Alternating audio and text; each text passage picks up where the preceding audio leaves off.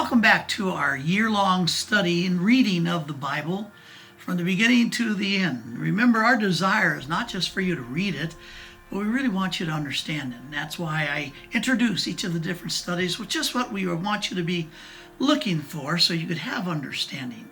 So this session 13, we're going to be reading Deuteronomy chapter 14 through chapter 28.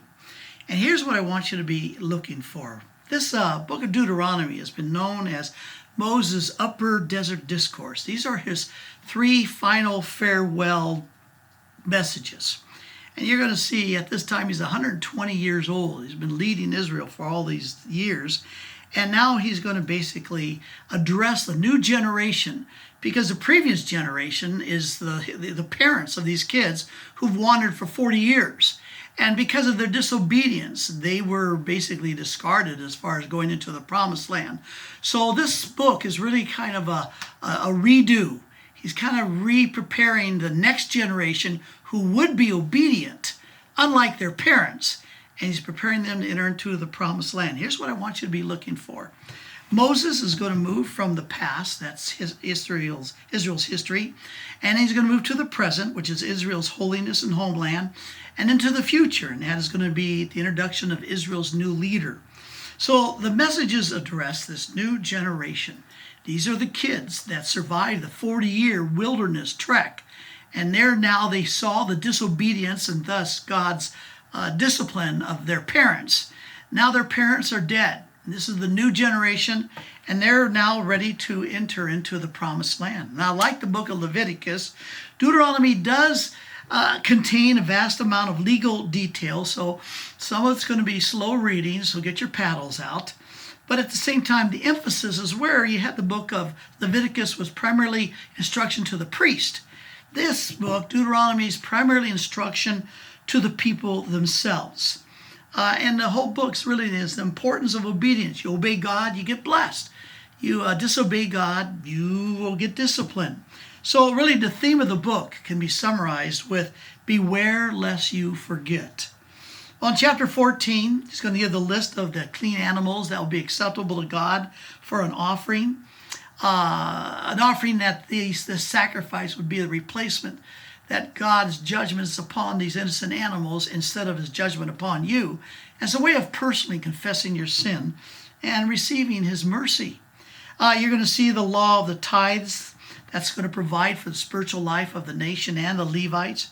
Chapter 15, you're going to see how debts were to be treated, how slaves were to be cared for, and in what place firstborns play in the family.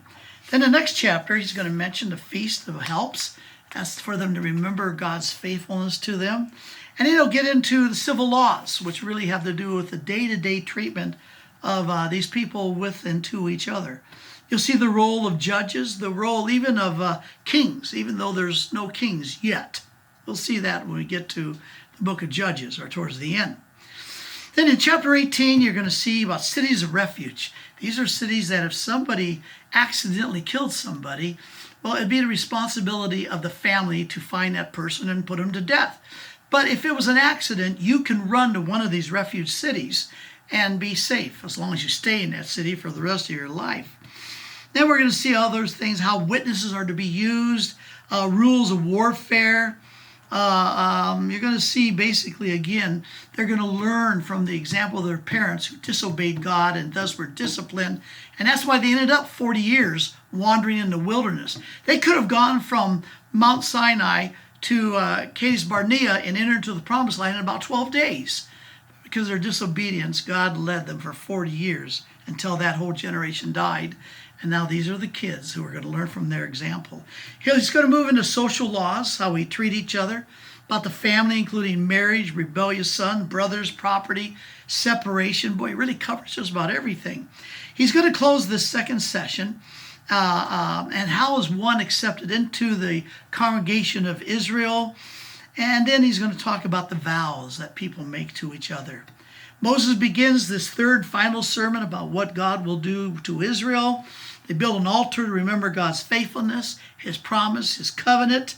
And then you're going to find out that we'll pick up the rest of the chapter next week in our study. This is what I want you to be looking for. And remember, study, Show thyself a workman that need not be ashamed of himself, rightly dividing the word of truth.